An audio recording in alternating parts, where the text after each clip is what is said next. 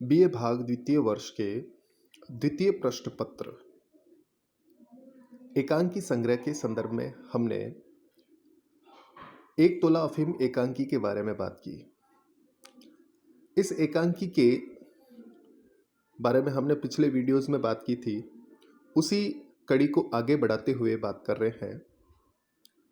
जब मुरारी अपनी शादी किसी अनपढ़ लड़की के साथ करवाए जाने के कारण आत्महत्या करने का प्रयास करता है तो उसकी मनोव्यथा को यहाँ पर प्रदर्शित किया जा रहा है। मेरी लाश की शादी करेंगे उस अनकल्चर्ड लड़की के साथ। उफ, कितना दर्द है अपनी माँ की फोटो की ओर देखकर। माँ, तुम तो दुनिया में नहीं हो तो मुमकिन है कि अपने मुरारी को बचा सकती। मुरारी कहता है अपनी माँ की तस्वीर को देखते हुए, क्योंकि वो अब आत्महत्या करने की ठान लेता है। क्यों? क्योंकि अनकल्चर्ड लड़की यानी जो पढ़ी लिखी नहीं है, सिर्फ दहेज के कारण उसके पिता उसकी शादी अनपढ़ लड़की से करवा रहे हैं। तो उस स्थिति में वो काफ़ी सारी चीज़ें सोचता है और कहता है अच्छा, मैं तो सुबह तक तुम्हारे पास पहुंचता हूं, तो अब खा जाऊं। अपने हाथ में एक अफीम की पुड़िया लिए हुए होता है और सोचता है कि इसको खाऊं। नहीं, बेंच पर लेटकर खाना अच्छा होगा। लोग समझेंगे कि मैं सो रहा हूं, जगाने की कोशिश करेंगे, मजा आ जाएगा। लेकिन मुझे क्या। मुरारी, तुम भी अपने विचारों के कितने पक्के हो। अपने सिद्धांतों के लिए जिंदगी को ठोकर मार दी। ऐसा सोचते हुए बोलता है अब खा जाऊं। फिर गिनती करता है 1 2। अरे, मैंने तो पत्र लिखा ही नहीं। मेरे मरने के बाद मुमकिन है कि पुलिस वाले बाबूजी को तंग करेंगे। करने दो, मुझे भी उन्होंने तंग किया है, लेकिन नहीं, मरने के बाद क्या दुश्मनी। अच्छा, लिख दूं। अफीम की गोली को मेज पर रखकर बैठता है और पत्र लिखते हुए पढ़ता है। अब ये वाक्य जो है, ये एक ऐसे व्यक्ति के बारे में बताया जा रहा है जो आत्महत्या कर रहा है, और उसका कारण क्या है कि उसकी शादी एक अनपढ़ लड़की के साथ हो रही है। तो वो अपने द्वारा जो अंतिम पत्र है उसको लिखते हुए पढ़ता है, बाबूजी, आप एक ग्वार लड़की से मेरी शादी करने जा रहे हैं। मैंने बहुत विरोध किया, लेकिन आप इरादा नहीं बदल रहे और मैं अपने सिद्धांतों की हत्या नहीं कर सकता। अपनी ही हत्या कर रहा हूं।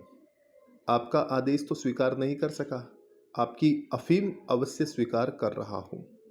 क्षमा कीजिए मुरारी मोहन। बस ठीक है, इस टेबल पर लेटर छोड़ दूं और अब चलूं अपना काम करूं। अफीम की गोली मेज पर से उठाता है और उसकी ओर देखते हुए, मेरी अमृत की गोली अफीम, ए स्कारलेट फेरी ऑफ ड्रीम्स, तेरे व्यापार ने विदेशों में धन बरसा दिया। आज तेरा यह व्यापार मुझ पर मौत बरसा दे। होमर ने भी तारीफ की है, ट्रॉय की सुंदरी हेलेन ने मेनिलास की शराब में तुझे ही तो मिलाया था, अब तू मेरे खून में मिल जा। बस दुनिया मुझे मेरी आखिरी सलाम, आगे के प्रेम की कीमत समझ चलो।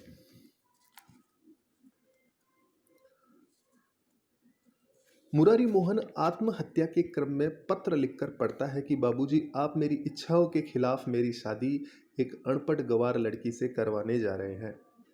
इस संबंध में मैंने अपने मन में आपका बहुत विरोध किया, लेकिन आपने दहेज के लोभ में वशीभूत होकर अपनी सोच में कोई बदलाव नहीं किया। कोई बात नहीं, क्योंकि मैं सांस्कृतिक आदर्शों की हत्या नहीं कर सकता हूं, लेकिन मैं अपनी हत्या तो कर सकता हूं। मैं आपका इच्छात्मक आदेश तो स्वीकार नहीं कर सका, लेकिन आपकी अफीम जो मेरी आत्महत्या का साधन बन चुकी है, उसे अवश्य स्वीकार कर रहा हूं। इसके लिए मैं आपसे क्षमा याचना करता हूं। यह सोचकर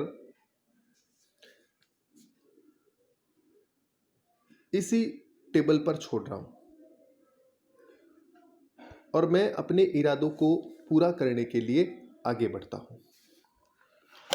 इस तरह से मुरारी जो है वो अपने आत्महत्या करने के प्रयास के लिए अफीम की गोली जो है वो अपने हाथ में उठा लेता है और उस अफीम की गोली को कई रूपों में ध्यान में लाता है।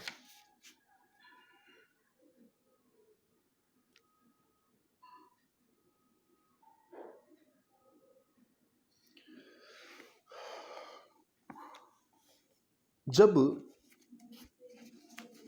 अफीम की गोली खाने ही वाला होता है तभी उसका दरवाजा खटखटाता है। तो वहां पर एक लड़की की आवाज जो है वो आती है। मुरारी पूछता है आप कौन है? तो एक लड़की की आवाज आती है कि लाला सीताराम जी कहाँ हैं? तो वो बताते हैं कि वो बाहर गए हुए हैं। बाहर गए हुए हैं? जी हाँ, बाहर गए हुए हैं।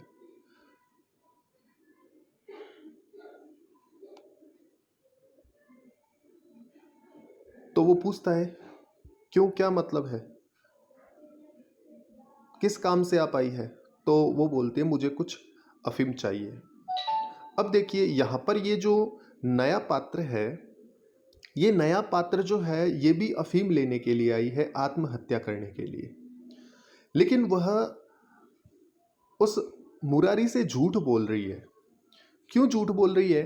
क्योंकि वो चाहती है कि उसकी आत्महत्या का पता नहीं चले।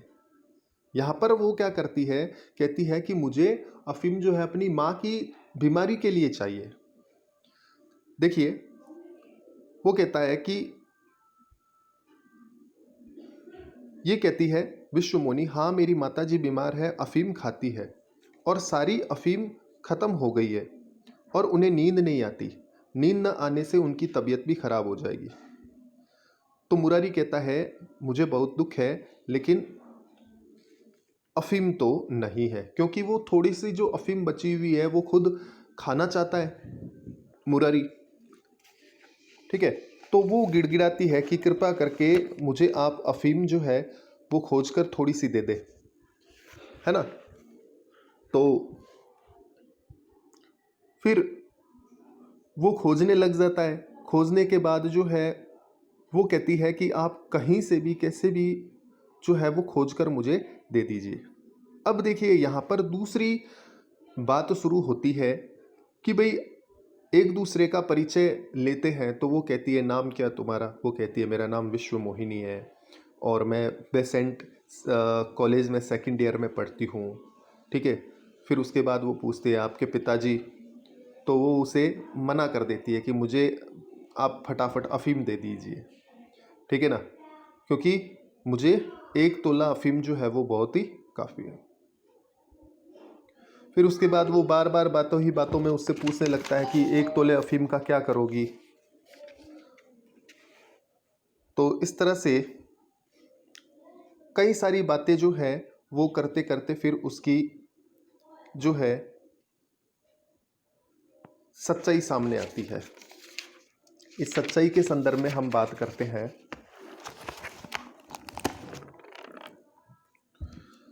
देखिए यहाँ पर जो मुख्य बात है, ठीक है ना, जिसमें वो मुरारी जो है वो उसके हाथ से लिखा पत्र पढ़ता है। पिताजी, धृष्टता क्षमा कीजिए, विवाह के लिए आपको अपनी सारी जमींदारी बेचनी पड़ी। 6,000 रुपये आप कहाँ से लाते? आप तो भिखारी हो जाते। इससे अच्छा यही है कि मैं भगवान की शरण में चली जाऊं। आप निश्चित हो जाइए, आप मेरे बलिदान से हिंदू समाज की आंखें खुल सकती है। आपकी विश्व मोहिनी, कितनी भयानक बात। अब देखिए यहाँ पर जो विश्व मोहिनी है वो आत्महत्या करने के लिए एक पत्र लिखती है अपने पिताजी को। और उसका कारण क्या है कि उसका कारण है कि उसके जो पिताजी है उसने उसकी शादी के लिए अपनी पूरी जमींदारी वगैरह जो है वो बेचने की नौबत आ गई। मुरारी मोहन विश्व मोहिनी द्वारा लिखे पत्र को उसकी स्वीकृति पाकर पढ़ता है और पत्र में लिखा है कि पिताजी, मेरी दुष्टता को क्षमा कीजिए। आपको मेरे विवाह में दहेज के लिए अपनी पैतृक संपत्ति बेचनी पड़ती, इसका मुझे दुख है। मैं यह अच्छी तरह से समझती हूँ कि विवाह में 6,000 रुपये दहेज रूप में देने के लिए आप इतने बड़े धन की व्यवस्था और कैसे कर सकते थे। यदि आप दहेज देने के लिए पैतृक संपत्ति बेचकर व्यवस्था करते हो तो आप सड़क पर ही आ जाते, आगे आपका क्या हाल होता यह तो भगवान ही जाने। इसलिए मेरे लिए आपके तथा परिवार के हित में यही अच्छा है कि मैं दहेज विरोधिनी के रूप में आत्महत्या करके भगवान की शरण में चली जाऊं। अब मैं यही करने जा रही हूं। आप मेरी तरफ से निश्चित हो जाइए, क्योंकि अब आपको दहेज की व्यवस्था नहीं करनी पड़ेगी। विश्व मोहिनी पत्र के माध्यम से कहती है कि यदि दहेज के विरोध में मेरे द्वारा किया गया बलिदान हिंदू समाज की आंखें खोल सकता है और यह मेरा बलिदान जो है वो सार्थक हो जाएगा।